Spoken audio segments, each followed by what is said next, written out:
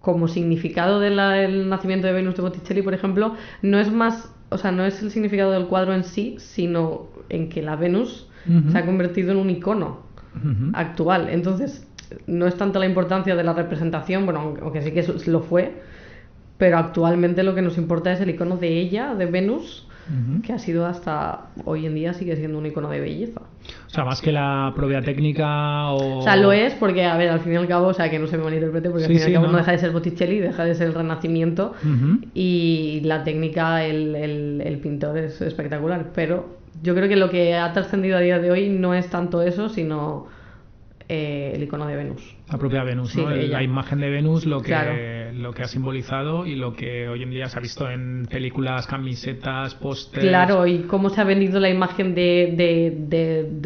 sea, sobre todo su rostro, o las reinterpretaciones y iconología que se ha sacado de ella, que ha salido en películas, ha salido en Los Simpson, ha salido en un millón de sitios diferentes. O sea, a nivel cultura, por eso nos va a pasar con todos los cuadros que vamos a ver hoy, más o menos.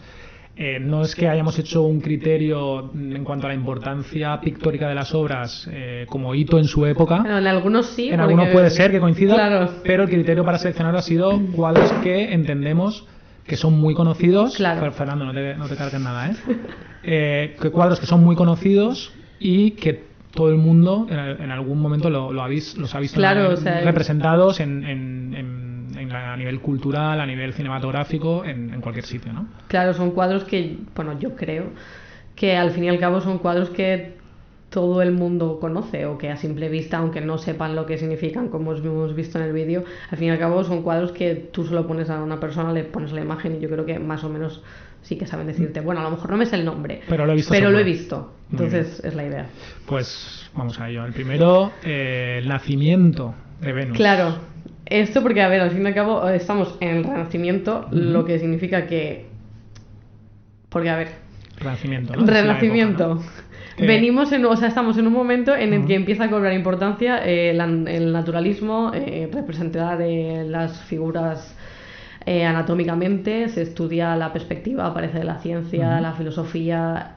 Claro, venimos, o sea, ¿por qué le llamamos ese renacer? Claro, es el pensamiento en el estado puro y todo lo que ello implicó. Venimos de la Edad Media, ¿no? Claro. Un poco más oscura. No tan oscura porque es un poco mito, pero... Bueno, pues mira, ya podríamos ir... Sí, quiero decir, es un poco mito porque si tú vas a una catedral gótica, las catedrales góticas muy luminosas, oscuras sí, no son impresionantes además. Y la pintura gótica no es oscura, entonces...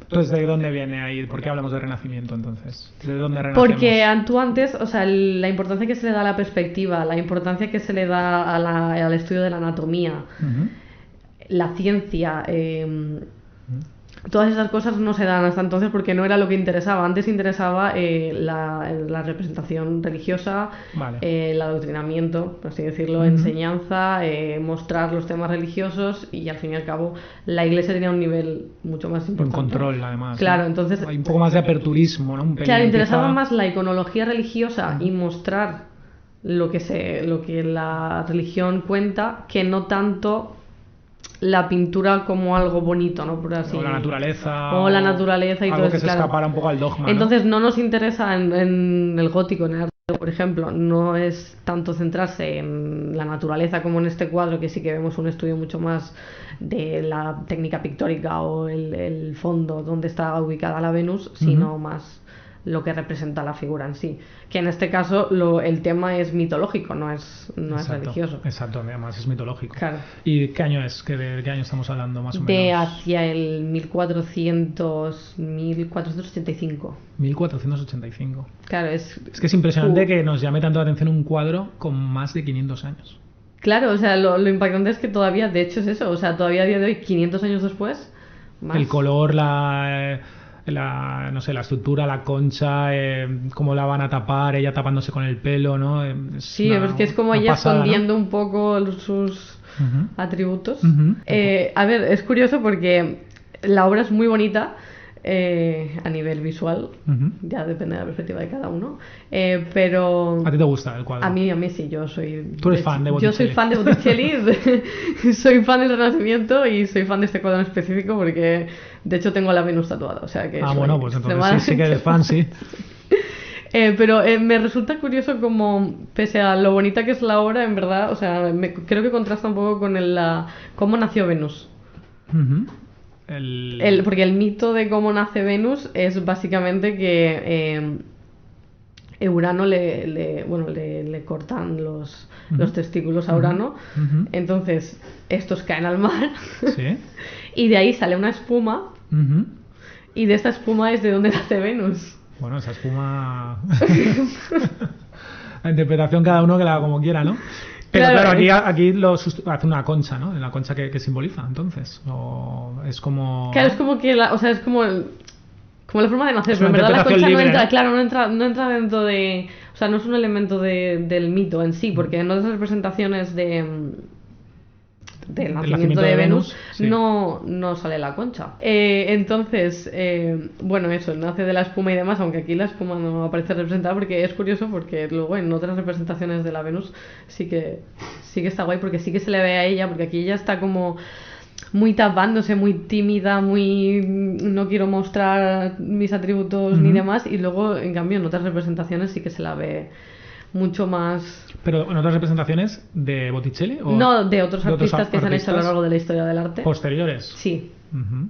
Sí, porque digamos que el primero que lo representa es él. Este fue el primero que representó esta escena mitológica, ¿no? Sí, entonces claro, fue como el primero que representó esto y claro, fue tan icónico ya en su momento. Hombre, sería muy disruptivo, ¿no? Entonces. Claro, entonces ya a partir de ahí como rompedor. Sí, porque bueno, no deja de ser... entonces, eso, sí que en otras representaciones sí que se le ve a ella, pues a lo mejor más tirada sobre el mar, envuelta entre el agua, con la espuma y demás, que a lo mejor sí que haría más... Uh-huh. Sí que haría más referencia al mito en sí, pero bueno... Aquí es, digamos, utiliza la concha, no sabemos por qué. La concha. Pero está como tapándose, muy, muy recatada. Claro, pero entonces, bueno, para ser un desnudo, porque realmente para la época que era, ¿no? Y cobra importancia, otra vez, claro, es verdad que no lo he dicho, cobra importancia el arte griego y el arte romano, porque al fin y al cabo esto estaba basado en un mito. Exactamente. Entonces la mitología es importante y la cultura grecorromana es importante. Entonces cogen como referencia los cuerpos y las esculturas y las representaciones que se hicieron entonces, porque claro, venimos de una época no oscura, pero sí que es verdad que era religiosa. Entonces allí durante el gótico, todo lo anterior, había mucha censura de este tipo de... Claro, eso no es lo que desnuda. No se mostraban ni los cuerpos desnudos ni mucho menos este tipo de cuadros, ni nada que tuviese que ver con el cuerpo femenino y sobre todo medio enseñando ni... Sí, que es incluso sugerente el cuadro, claro, para estar hablando de 1485. Exacto. Era un poco la portada de Playboy, ¿no? De sí, un poco de la época. ¿no?